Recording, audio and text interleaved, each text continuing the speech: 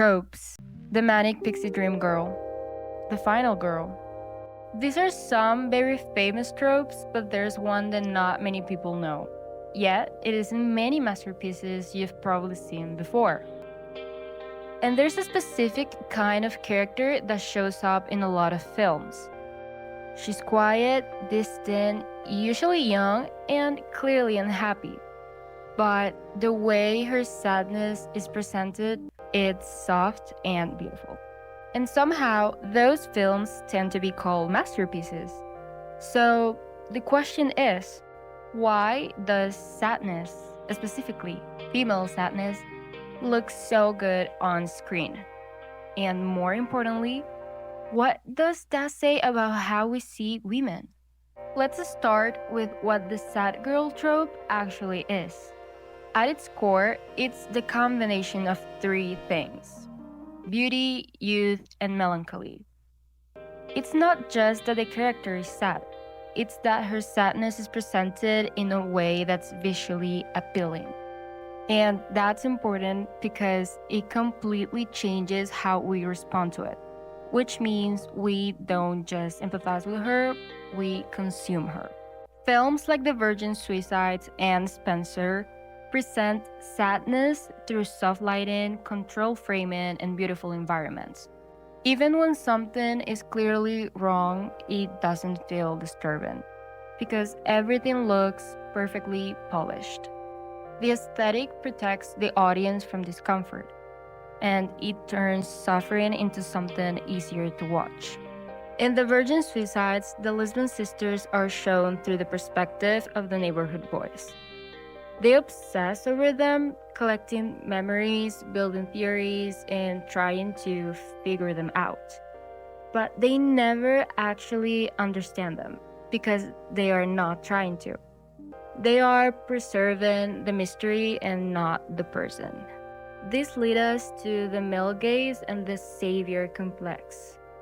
Most of the time, men don't fall in love with a girl, they fall in love with what her sadness represents. Something fragile, something distant, and something to figure out. But also something to possess. That's where the savior idea comes in. The belief that if they get close enough, they can understand her, maybe even fix her. But these films almost always destroy that, because the men don't actually save the girls. In The Virgin Suicides, they fail completely, and the reason they fail is important.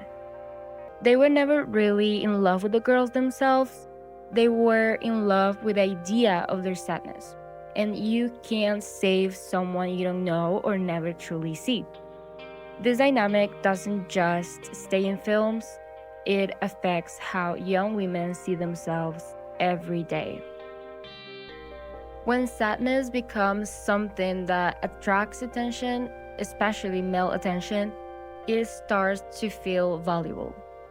And that can create a kind of dependency where validation becomes tied to being perceived as quiet, fragile, or emotionally complex.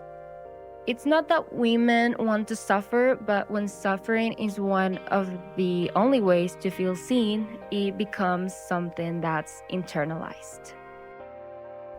Once you move past how the sad girl is seen, the next question is why she's sad in the first place.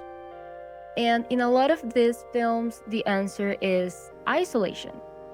The environment itself becomes a kind of prison, not always physically, but emotionally. In Priscilla, she's shaped around someone else's life, expected to fit into a role defined by Elvis Presley. In Spencer, every movement is controlled by the expectations of the monarchy. And in The Virgin Suicides, the girls are literally cut off from the outside world. As I said, what connects all of this is isolation. The outside world can't fully understand them, and eventually it stops trying. And what makes this even more unsettling is how beautiful everything looks. Sofia Coppola uses soft pastel visuals. Spencer leans into luxury and elegance, and that contrast matters because it reflects something real.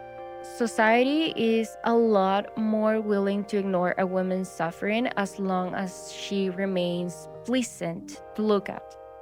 And within these environments, there's very little the girls actually control.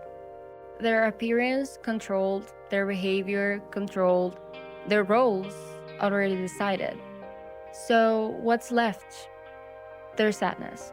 It becomes the only thing that belongs to them, the only part no one else can take away. And in a strange way, that gives it power, even if it's also what keeps them trapped. Because beneath all the softness, all the silence, there's still something intense there. Something controlled but not gone. Their sadness, it isn't just weakness. It's also the only space where they still have some form of belonging. It's quiet, it's internal, but it's theirs. But when sadness can just be ignored, it gets labeled. In Girl Interrupted, Susanna's behavior is diagnosed as borderline personality disorder. And suddenly, everything changes. Her emotions aren't just feelings anymore, they are symptoms. Something to be categorized, treated, controlled. But that raises a question. Is she actually mad, or is she just refusing to be normal? Inside the institution, the girls find something they didn't have before. They now understand each other. They validate each other's emotions in a way the outside world never did. And for the first time, they feel seen. But that kind of connection comes with a cost. Because when everyone around you shares the same kind of pain, it stops being something you experience and starts becoming something you are. And in more modern settings, it starts looking a little different.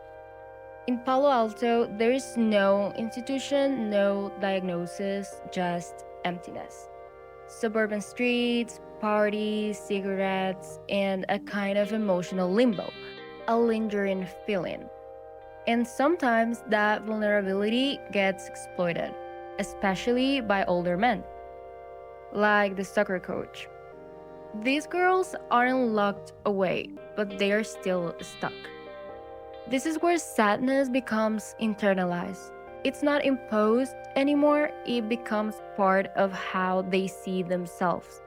And as a way to cope, a lot of young women start to romanticize their sadness, turning it into humor, identity, or aesthetic. Not because it's shallow, but because it's a way to make their emotions visible. If no one takes your pain seriously, making it visible is the only way to make it real.